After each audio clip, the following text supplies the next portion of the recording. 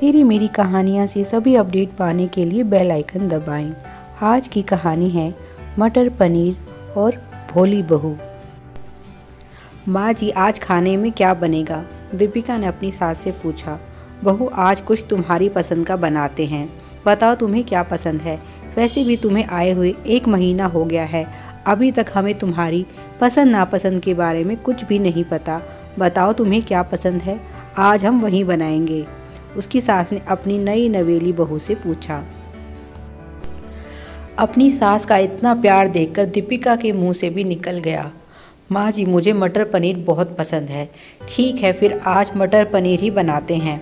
पर तुम अकेले बना लोगी ना, क्योंकि बड़ी बहू तो तुम्हारी सहायता आज कर नहीं पाएगी। दीपिका ने हाँ में सर हिलाया और फिर वह मटर पनीर बनाने की तैयारी में जुट गई।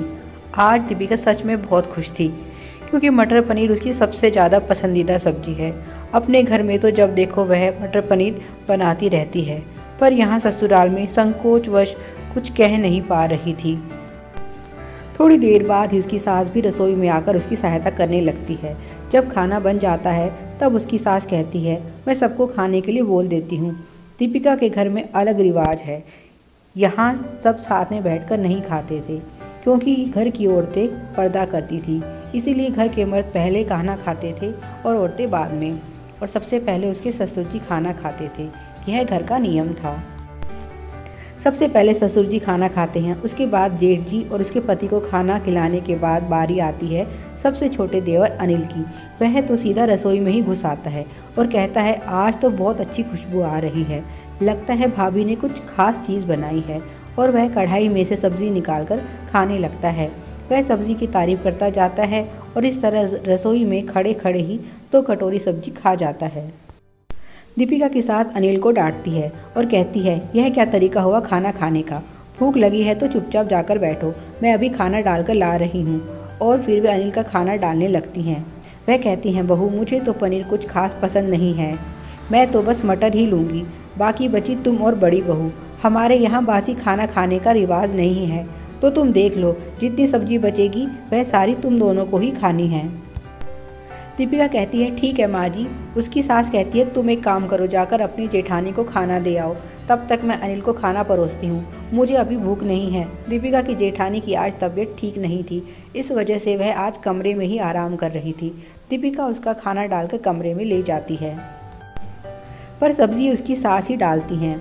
दीपिका देखती है कि कटोरी में पनीर का एक भी टुकड़ा नहीं आया है, पर वह कुछ नहीं बोलती और चुपचाप जाकर खाना अपनी जेठानी को दे देती है। उसकी जेठानी पूछती है, आज क्या बनाया है? तब दीपिका कहती है, दीदी बनाया तो मटर पनीर है। उसकी जेठानी खुश होते हुए, अच्छा, यह मटर पनीर किसे पसंद है? कहीं तुम्हें तो पसंद नहीं? अनिल को भी मटर पनीर बहुत पसंद है। दीपिका मुस्कुराते हुए कहती है, हाँ दीदी, मुझे मटर पनीर पसंद है और इसीलिए आज मम्मी जी ने मेरी पसंद की सब्जी बनवाई है। उसकी जेठानी मुस्कुराती है और कहती है, मेरी भोली देवरानी, ध्यान रखना कहीं सब्जी कम ना पड़ जाए, मेरी सलाह मानो तो कुछ सब्जी पहले ही अलग से निकाल कर रख लो। दीपिका कुछ समझ नहीं पाती और चुपचाप रसोई में आ जाती है। वह देखती है कि उसकी सास भी खाना खाने बैठ गई हैं और अनिल कढ़ाई में से सब्जी डाल रहा है। तब दीपिका गर्मा गर्म रोटियां सेककर अपनी सास और देवर को देने लगती है। उसकी सास की कटोरी में सिर्फ पनीर ही पनीर नज़र आ रहा है। दीपिका सोचती है, मम्मी जी तो कह रही थी कि मुझे पनीर पसंद नहीं है और अब सिर्फ पनीर ही खा रही हैं। जब उनका खाना ख़त्म हो जाता है तब दीपिका खाना खाने बैठती है। जब वह कढ़ाई का ढक्कन खोलती है तो देखती है कि बस नाम मात्र की ही सब्जी बची हुई है, और वह भी बस मटर। पनीर तो कहीं दिख ही नहीं रहा। वह कुछ कहती नहीं। तभी उसकी सास रसोई में आती है और कहती है, बहू सब्जी कम तो नहीं रहेगी ना?